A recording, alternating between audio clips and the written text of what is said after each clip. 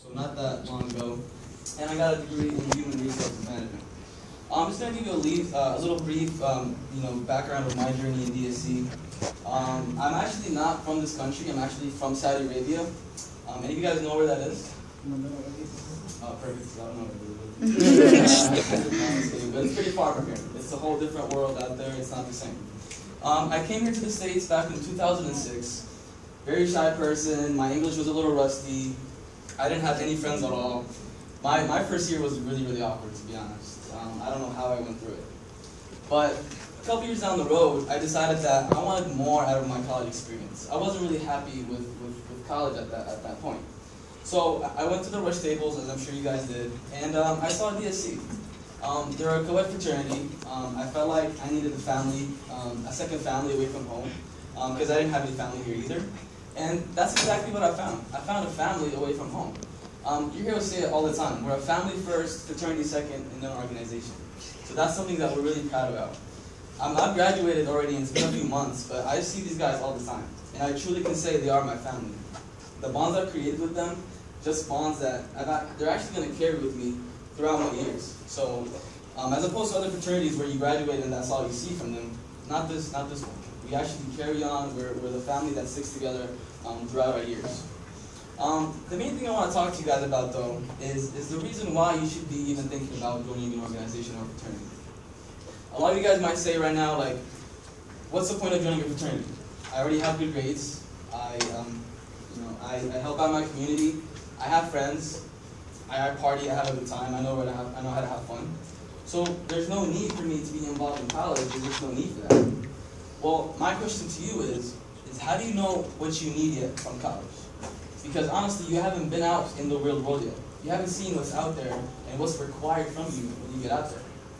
So, to give you an example, like in high school, when you guys were all in high school, it was very simple and basic. If you want to go to a good school, you have to get good grades in high school. And that's simple. You just apply online, you send your application, and you get back a letter saying you got accepted. Very simple and basic. When you get out there in the world, it's not like that. Yeah, it's important to have. My voice is not that high. There's no way. I just figured it out. Should we stop? Or like, no, keep going. So, what I was saying is that once you get out there in the world, it's a lot different than high school. I mean, it's important to have good grades, like I said, but that's not the only thing they look for when you're trying to find a job. They want to know what you gained from college. What skills did you acquire? What knowledge do you have? What experience do you have? That's why they have job interviews. You know, if it wasn't for job interviews, anybody with a good grade with a good GPA got a job, and the rest of us with low GPAs would get nothing. So that's the reason for the job interview, is to see what you did in college to make you earn that job, to make you earn that position. Let me see. What was your name? Javier. Javier. Can I ask you a question? You sure? Positive? Let's say you're a manager of a company, right? You built this company from the ground up. It's your baby. You know, you're the head honcho pretty much. You could hire, fire whoever you want. Okay? So I'm gonna throw a scenario at you, and I want you to tell me what you're gonna do in that scenario.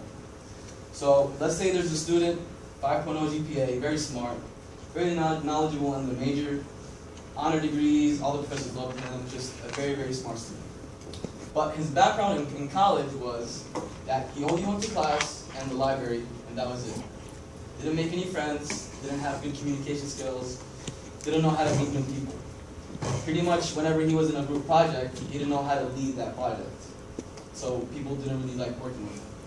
So this person went through his college. Obviously we said he had a good GPA, but he had no communication skills. He had no networking skills. He didn't have any leader skills. And he didn't know how to work with others. He wasn't a team player. Now, as a manager, and you have this company that you're trying to build and you're trying to grow it into a big company, obviously a successful one, would you hire this person? Cool. Give me one reason why you wouldn't hire this person. Because I would need someone to expand my business. Someone who is not afraid to take a risk. Someone who's not afraid to go out there and communicate. Right. So his high GPA doesn't really benefit you in any way, correct? That's exactly the whole point. It's good to have a high GPA, like I said, but that's not the only thing you need. This person has no communication skills, so he can't lead a team. He has no networking skills, so he can't acquire new customers or bring in new clients, which is how you grow a company, correct? This person doesn't know how to manage a project, so you as a boss, you're not going to give him any projects to manage. He doesn't know how to do it. And he's not a team player. Nobody likes working with him. All the employees are gonna hate it pretty much. So at the end of the day, that's actually gonna reduce your productivity if nobody likes working with him. So at the end of the day, this student only got half his education. He only got half of it. He got the good GPA, he got the exams down, he got the quizzes, the papers, everything's perfect on that side. So that's half the education. But he didn't get the other half, the most important half. That's the half that actually excels you in life afterwards. So he went through 5 years of college and only got half an education.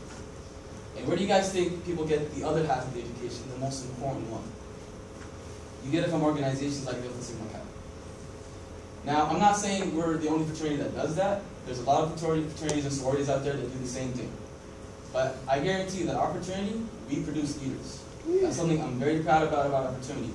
Every single alumni we've had has graduated and went out in the world and has done great things. Simply because of the skills and knowledge that we installed in them that made them successful today. Whether you like it or not, you're going to join DSC, you're going to get communication skills. You're going to get networking skills. You're going to know how to network and meet new people. You're going to learn how to be a leader.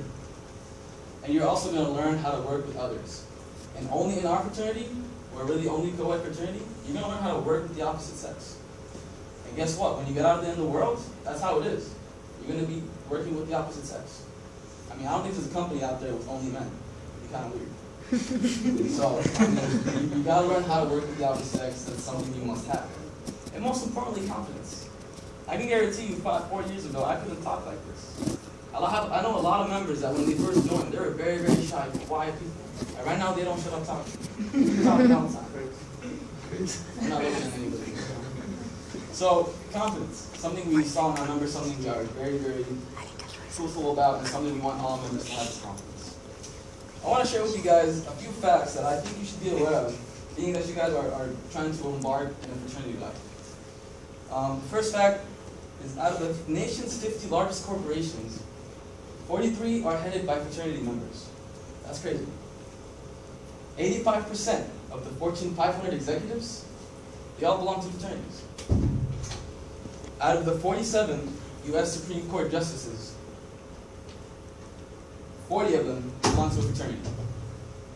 Now listen to this one. This is my favorite fact. Every U.S. president and vice president, except 2, were in a fraternity. And the most important fact that you guys should be aware of, because it relates to you guys here in college, is that 70% of those who join a fraternity or sorority actually graduate school.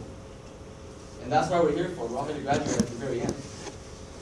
The significant thing I want you guys to take from these numbers, or from these facts, is that all these people that were in fraternities, they graduated and they went to do amazing things in their lives. They excelled in their lives to degrees they didn't even know about. And why? Simply because they decided in college that they wanted to be part of something. They wanted to join an organization. They wanted to better themselves. And that's why right now in their life, they're going up. They're high in the sky. Pretty much in my experience in school, and this is something I've talked with my other fellow alumni, is that in college there's 2 types of students. There's only 2. The first one, those are the ones that want to better themselves in school. They went to school because they want to be better. They don't want to leave school the same person they were. They want to gain knowledge, they want to gain skills, experience, they want to network, they want to know a lot of people. That's the first type of student. The second type, they're stuck in what we call a routine. And some of you guys might be actually familiar with that routine. You get out of the house, you go to school, you go to work, and then you come back again. And you keep doing that same routine for 3 or 4 years. Now guess what? After you leave school, you're the same exact person you were when you first came in. And that's kind of a scary thought. For you to go to school, to college, spend all that money if you're taking loans, spend all that time and effort, and leave college the same person you were, that's sad. That's really sad. So, the thing I want to tell you guys is that you guys got to choose, you got to take action, you got to choose a path. Which student do you want to be? Do you want to be a somebody? Or do you just want to be another body? Now, regardless if you're a senior, sophomore, freshman, it doesn't matter. It's never too late to take action. It's never too late to take a change. But you gotta act now. You gotta choose a path. I'm gonna share with you a quote that's very inspirational for me. I'm sure it will relate to you guys a little bit here. Quote: "It's the action, not the fruit of the action, that's important. You have to do the right thing. You have to choose the right path. It may not be in your power, may not be in your time, that there will be any fruit. But that doesn't mean you stop doing the right thing. It doesn't mean you stop choosing the right paths. You may never know what results come from your action. But if you do nothing, there will be no results." This is from a guy, I don't think you guys heard of him. His name is Gandhi. But it's a very inspirational quote. I think it relates to what we're talking about here. In conclusion, if you guys were here thinking, trying to join an organization, a fraternity, trying to party and have fun, we do that, okay? Like, I guarantee you right now, nobody parties as hard as DSC. we get down, all right? We party in style too. Like, it's always party buses. Like, high and stuff. It's just what we do, to be honest. But we also prepare you for life at the same time. By the time you leave college, you're going to have great memories, great bonds with all the brothers and sisters you created, but you're also going to have the skills and knowledge that's going to prepare you for what's out there. Thank you guys for listening.